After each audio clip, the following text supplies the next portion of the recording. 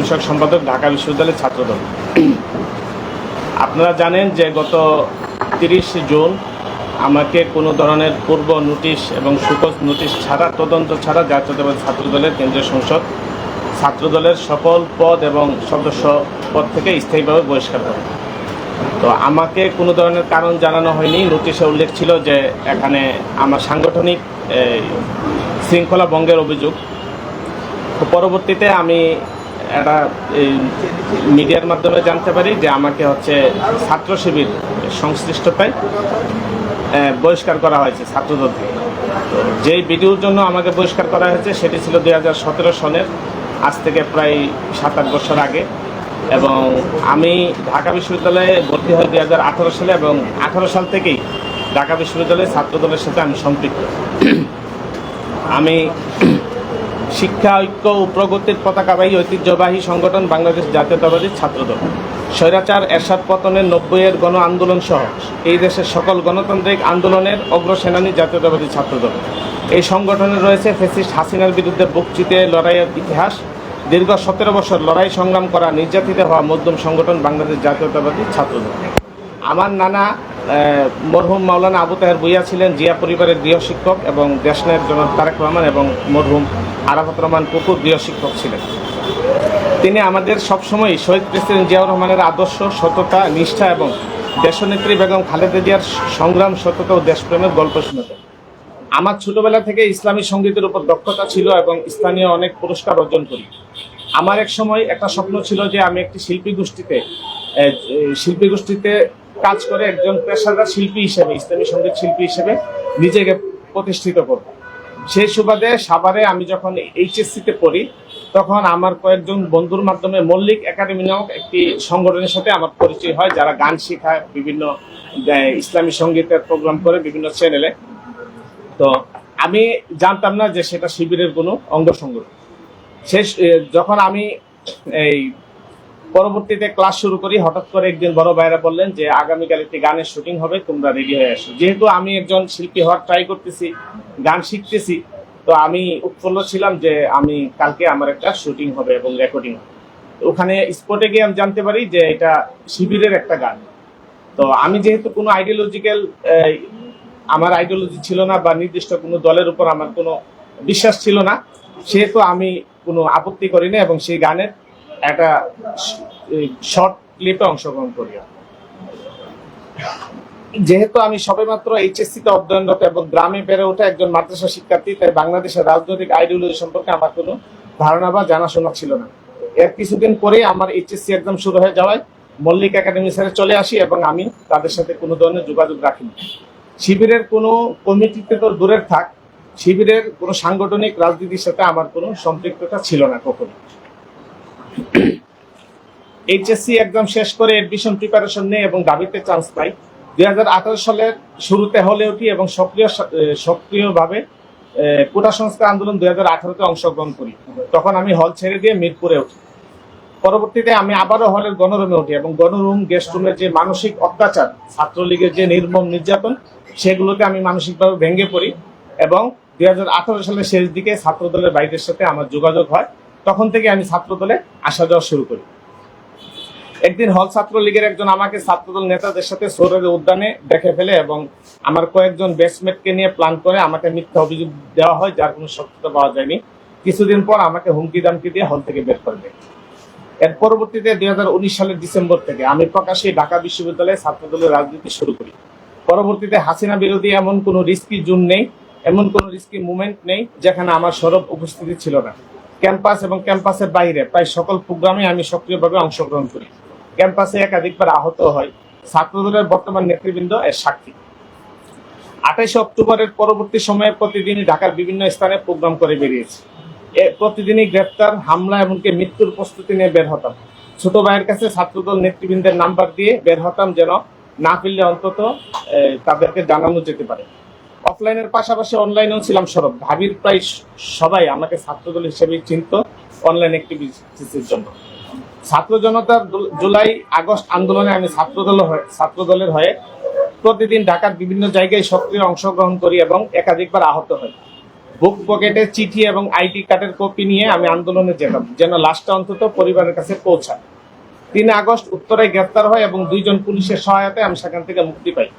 5 August Chankharpul আন্দোলনকারীদের সংগঠিত করার চেষ্টা করি এবং সফল হই। সেখানে আমার চোখের সামনে 5 জন শহীদ হয় এবং আল্লাহর অশেষ মেহেরবানিতে অল্পের জন্য প্রাণী বেঁচে ফিরি। 5 আগস্ট পরবর্তীতে আমি ছাত্রদলের নিয়মিত প্রোগ্রামের পাশাপাশি অনলাইনে জামাত শিবির এবং এনসিপি কর্তৃক পরিচালিত দেশব্যাপী বিএনপির বিরুদ্ধে অপপ্রচারের জবাব দিতে থাকি এবং তাদের চক্ষুশূল হয়। তখনই কেউ কেউ এই ভিডিওর স্ক্রিনশট আমাকে ইনবক্সে দিয়ে হুমকি দিতে থাকে আমার রাজনীতি খেয়ে দেওয়ার। আমি আমার রাজনৈতিক ক্যারিয়ার উপর আত্মবিশ্বাস থেকে আমার অবস্থানের উপর অটল থাকি এবং আমার কার্যক্রম আমি চালিয়ে যাই। পরবর্তীতে তারা তাদের এজেন্টের মাধ্যমে ছাত্রদল কেন্দ্রীয় নেতৃবৃন্দের কাছে সেই ভিডিওটি পাঠায় এবং নেতৃবৃন্দ আমার কোনো বক্তব্য না শুনে আমাকে না জানিয়ে তড়িঘড়ি করে স্থায়ীভাবে বহিষ্কার করে দেন। ছাত্রদলে আমার দীর্ঘ 7 বছরের ক্যারিয়ার। আমি যেখানে হলে থেকে ছাত্রলীগের প্রোগ্রাম করে খুব সুন্দরভাবে বিশ্ববিদ্যালয়ে জীবন কাটিয়ে চাকরির প্রস্তুতি দিতে পারতাম, সেখানে সকল সুখ শান্তি এমনকি জীবনের মায়া বিসর্জন দিয়ে জেল জুলুমের সম্ভাবনাকে মাথায় নিয়ে আমি জাতীয়তাবাদী ছাত্রদলের পতাকা তলে সমবেত হয়েছি। আমি তো অন্তত আত্মপক্ষ সমর্থনের সুযোগ পাওয়ার অধিকার রাখি, আমাকে সেই সুযোগটাও দেওয়া হয়নি। আপনারা জানেন জাতীয়তাবাদী ছাত্রদলের অনেক নেতাকর্মী একসময় ছাত্রলীগের রাজনীতির সাথে জড়িত ছিল। তাদের অনেকেই ছাত্রদলের উপর হামলায় জড়িত ছিল, কিন্তু পরবর্তীতে তারা জাতীয়তাবাদী ছাত্রদলের আদর্শে অনুপ্রাণিত হয় এবং আমি তাদেরকে সাধুবাদ জানাই। ঈশা ছাত্র আন্দোলন ঢাবি শাখার সাবেক সভাপতি ও ফেসিবাদ সময় থেকে ছাত্রদলের রাজনীতিতে ছাত্রদলের আদর্শে অনুপ্রাণিত হয়ে ছাত্রদলের রাজনীতি করে। কবি জসিমউদ্দিন হল শাখা ছাত্রদলের একজন নেতা, হল শিবিরের সাবেক সেক্রেটারি ছিলেন। তিনি পরবর্তীতে শিবির থেকে বের হয়ে ছাত্রদলে আসেন এবং হল শাখায় তিনি নেতা হন এবং ছাত্রদলের কেন্দ্রীয় সংসদে পদায়িত হন। যদিও রাজপথে উনি আমার কাছাকাছি অ্যাক্টিভ ছিলেন না। এছাড়া 5 আগস্টের পর ছাত্রলীগের অনেক নেতাকর্মী ছাত্রদলে যোগ দেয় এবং অনেকে তেমন প্রোগ্রাম না করেও বিশ্ববিদ্যালয় কমিটির পদ পায়, যেগুলো আপনারা বিভিন্ন গণমাধ্যমের মাধ্যমে রিপোর্ট করেছেন। এর জেরে কয়েকজনকে অব্যাহতি দেওয়া হয়। এছাড়া আরো অনেক উদাহরণ আমাদের সামনে দৃশ্যমান। বিশ্ববিদ্যালয়ে এসে দীর্ঘদিন বিভিন্ন সংগঠন করেও যদি কেউ ছাত্রদল করে যেতে পারে, তাহলে আমি অবুঝকালে বিশ্ববিদ্যালয়ে আসার আগে না বুঝে একটা কাজে অংশগ্রহণ করে কেন আমি ছাত্রদল করতে পারবো না? আমি কেন দীর্ঘ 7 বছর আমার জীবন বাজি রেখে দলের জন্য জীবনের সবকিছু বিসর্জন দেওয়ার মূল্য পাবো না? এই প্রশ্ন আপনাদের মাধ্যমে আমি দেখে সবাইকে ধন্যবাদ। আচ্ছা, একটা প্রশ্ন করতে চাই। আপনাকে যে ভিডিওটার জন্য ছাত্রদল থেকে বহিষ্কার করে দেওয়া হচ্ছে, সেই ভিডিওটা তো যতদূর আমরা জানতে পেরেছি যে ছাত্র শিবিরের যে গানটা পদ্মা মেঘনা যমুনা তীরে আমরা শিবির করেছি, এই গানটা যখন আপনি যখন জানতে পারলেন যে শিবিরের গান, তখন আপনি কেন গাইলেন? এটা একটা প্রশ্ন। এবং দ্বিতীয় প্রশ্ন হলো গিয়ে যে ছাত্রদলের কেন্দ্রীয় কমিটি কি তাৎক্ষণিকভাবে তাদের যে কোনো নেতা কর্মীকে বহিষ্কার করার এখতিয়ার রাখে কিনা, এটা একটু বলবেন। এটা গঠনতান্ত্রিক। প্রথমত আমি এখানেই উল্লেখ করেছি যে এটা শিবিরের গান, আমি ওখানে গিয়ে জানতে পেরেছি। আর যেহেতু আমার তখন বাংলাদেশের রাজনৈতিক আইডিওলজি সম্পর্কে কোনো ধারণা ছিল না এবং আমি একজন শিল্পী হিসেবে নিজেকে ওখানে উপস্থাপন করেছি, সেহেতু আমি ওই গানে অংশগ্রহণ করি এবং সেটাকে আমি তখন আমার মাথায় সেই বুঝ ছিল না যে এটা খারাপ বা ভালো এরকম কিছু। আর ছাত্রদল নেতৃবৃন্দ স্থায়ীভাবে তাৎক্ষণিক বহিষ্কার করার অধিকার রাখেন কিনা এটা ওনারাই ভালো জানেন। আমরা যেটা জানি সেটা হচ্ছে যে ছাত্রদলের গঠনতন্ত্র অনুযায়ী বা যেভাবে চলছে সব জায়গায়, যে প্রথমে সুকজ নোটিশ দিবে বা সাময়িক বহিষ্কার করবে, কেন স্থায়ী বহিষ্কার করা হবে না সেটা জানতে চাবে। তারপর তদন্ত কমিটি হবে, তদন্ত কমিটি রিপোর্ট দিবে। সেই আলোকে যদি বা আমার ব্যাখ্যা চাওয়া হবে, আমার ব্যাখ্যা অনুযায়ী যদি মনে হয় যে আমাকে স্থায়ীভাবে বহিষ্কার করা উচিত, তাহলে হচ্ছে স্থায়ীভাবে বহিষ্কার করতে হবে। কিন্তু হুট করে তড়িঘড়ি করে বহিষ্কার করে দেওয়া এটা কোনো সাংগঠনিক রীতি হতে পারে। আরেকটা প্রশ্ন, যখন আপনি জানতে পারলেন যে এটা ছাত্র শিবিরের গান, তখন তো আপনি ছাত্রদল করেন, ওই সময়টা কি আপনি? না, যখন জানতে পারি তখন আমি ছাত্রদল করি না, কারণ এই গানটা 2017 সালে শুটিং হয়েছে আর আমি ছাত্রদল করি 2018 সালে, 18 সালের শেষ দিকে। মানে যখন আপনি বুঝতে পারলেন যে এটা ছাত্র শিবিরের গান, আপনি ছাত্রদল যখন করেন, হ্যাঁ, তখন কি আপনি কোনো প্রতিবাদ করেছিলেন কিনা? ছাত্র শিবির আমাকে এরকম না বুঝিয়ে গান গাইয়েছে? না, এটা নিয়ে আমি কোনো প্রতিবাদ করি নাই, এটা আমি আসলে ওভাবে গুরুত্ব দেই নাই। মাঝখানে আমি এটা ভুলেও গেছিলাম যে আমার এই ধরনের একটা অংশগ্রহণ আছে, সেটা আমার মনে ছিল। আপনি এই যে হঠাৎ করে আপনাকে বহিষ্কার করা হলো, এখন সামনে ডাকসু নির্বাচন, আপনি কি আসলে মনে করছেন কিনা যে আপনার প্রতিপক্ষ বা প্রতিদ্বন্দ্বী যে গ্রুপগুলো আছে, সর্বোচ্চ অনেকগুলো গ্রুপ থাকে, কারণ এইরকম কোন গ্রুপ আপনাকে আসলে ডাকসু থেকে মাইনাস করে দেওয়ার জন্য কোন ষড়যন্ত্রমূলক কাজ করছে? দেখেন, যেখানে বিভিন্ন অন্যান্য সংগঠনের নেতাকর্মীরা, সাবেক নেতাকর্মীরা এসে ছাত্রদল করছে অনায়াসে, তাদের কোনো সমস্যা হচ্ছে না। সেখানে আমার যেহেতু ছাত্রদলে আসারও অনেক আগে, বা যখন আমার বুঝ জ্ঞান ছিল না, আমি অবুঝ এইচএসসি লেভেলের শিক্ষার্থী, সেই সময়ের একটা কাজে যখন আমাকে বহিষ্কার করে দেওয়া হয়, আর তাদের আশেপাশে যখন ভিন্ন দলের লোকজন এসে থাকে, তখন এটা জনমনে অবশ্যই সন্দেহ জাগে যে এটা কেন।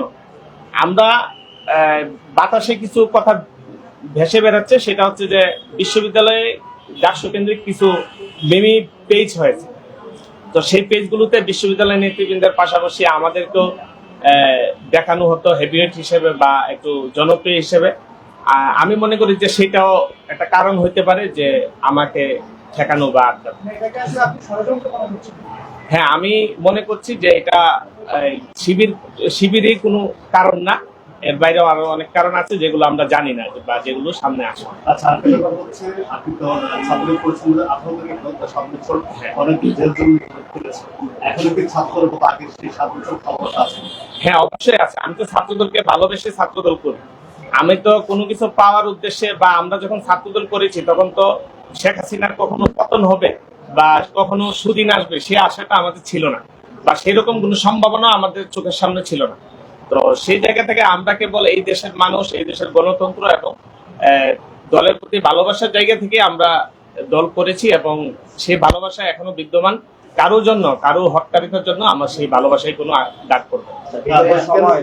বহিষ্কার পরবর্তী আপনার সাথে ছাত্রলীগ যোগাযোগ করেছিল কিনা, অথবা দল এবং হাইকমান্ডের কাছে আপনার কি প্রত্যাশা? বহিষ্কারের পরে আমি হাইকমান্ডের সাথে যোগাযোগের চেষ্টা করেছি, ওনারা সাড়া দেননি। হাইকমান্ডের কাছে প্রত্যাশা হলো ওনারা তদন্ত করুক, আমার বিরুদ্ধে আগেরটাই করুক, যে আমি ছাত্রদল করার আগেই শিবিরের কোন কমিটিতে ছিলাম কিনা, বা আমার এই ধরনের কোনো ডকুমেন্টস আছে কিনা শিবিরের সাথে আমার সংশ্লিষ্টতা, সেগুলো ওনারা খুঁজে বের করুক। যদি না থাকে, না পান, তদন্ত সাপেক্ষে আমাকে যেন অব্যাহতি থেকে মুক্তি দেওয়া হয় এবং আমার স্বপদে বহাল রাখা হয়। আওয়ামী লীগ আমলে আপনার ছাত্রদলের যে দুঃসময় গিয়েছে, ওই সময় আন্দোলন সংগ্রামে আপনার ভূমিকা কেমন ছিল, আর সেটা নিয়ে এখন আপনার আন্দোলন সংগ্রামে এই যে দেখেন আমার সামনে এখানে আমি নিয়ে আসছি, পুরো এটা হচ্ছে যখন 28শে অক্টোবরের পরে ঢাকায়, আপনারা যারা গণমাধ্যমের কর্মীরা আছেন আপনারা জানেন ঢাকায় কি ভয়াবহ পরিস্থিতি হয়েছে। সেই সময়কার আমরা পালিয়ে পালিয়ে জাতিকা প্রোগ্রাম করতাম। এই সবগুলো হচ্ছে এটা হচ্ছে 17 জুলাই যখন শহীদ মিনারে, 16 জুলাই, তারপরে এগুলো হচ্ছে সব হচ্ছে আমাদের এই তখনকার মানে প্রোগ্রামের। এটা হচ্ছে 15 জুলাই ঢাকা বিশ্ববিদ্যালয়ের ছাত্রদল নেতৃবৃন্দের সাথে। এটা হচ্ছে 28শে অক্টোবর নয়াপল্টনে যখন পুলিশ অ্যাটাক করে তার সেই সময়।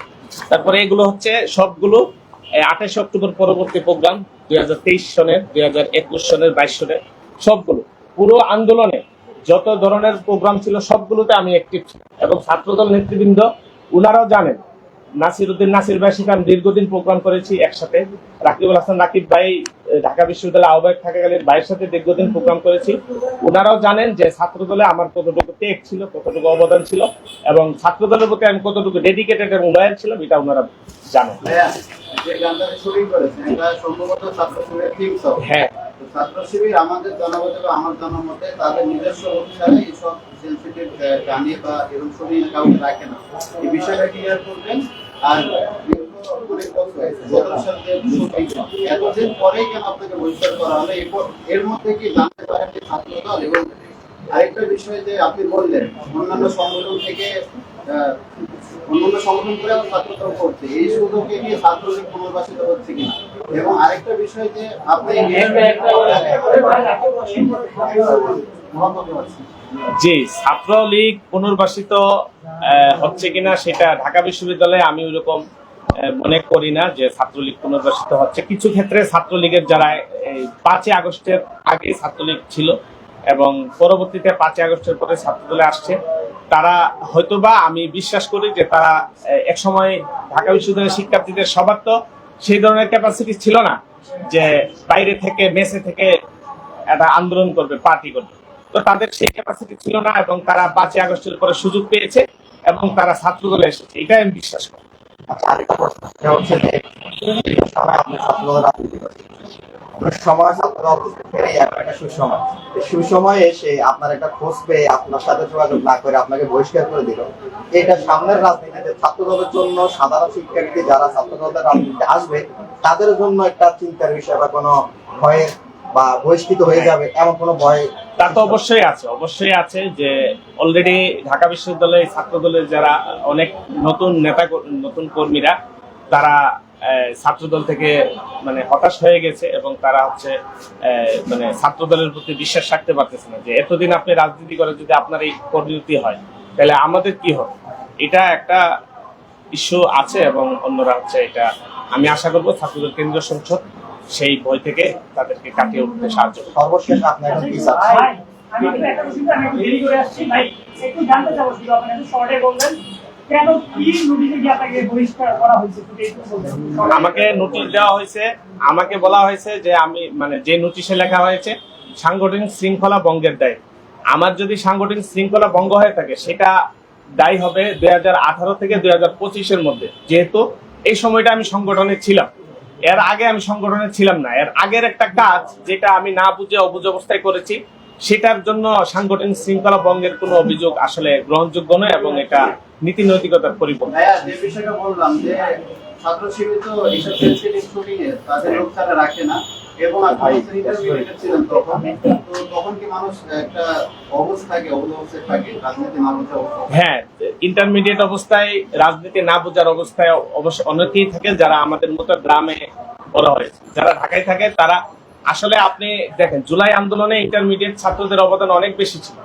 তারা আবেগে তাদের যেই আবেগ সে আবেগ কাজে লেগে তারা অনেক বেশি করছে এবং ওই ব্যাচের অনেক শিক্ষার্থী মারা গিয়েছে, শহীদ হয়েছে। তো আমরা এটা যেমন একটা চিত্র, আরেকটা চিত্র আমরা দেখি যে গ্রামের যারা ইন্টারমিডিয়েট বা অনার্স লেভেলের স্টুডেন্ট বা এর নিচে তারা আসলে বাংলাদেশের রাজনীতির প্রেক্ষাপট, রাজনৈতিক আইডিওলজি সম্পর্কে কোনো জ্ঞান রাখে না।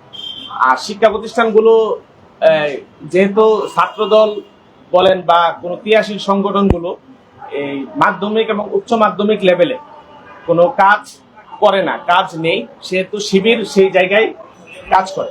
তো সেই জায়গায় কাজ করে শিবির হচ্ছে যারা মেধাবী, যারা ভালো করে তাদেরকে টার্গেট করে। তো আমি হয়তো বা নিজের অজান্তে সেই টার্গেটেড হয়েছিলাম, যেটা আমি জানতাম না। এবং শিবিরের সাথে আমার সাংস্কৃতিক সেই মল্লিক একাডেমি ছাড়া শিবিরের সাথে আমার কোনো ধরনের সাংগঠনিক সম্পর্ক ছিল না এবং নেই।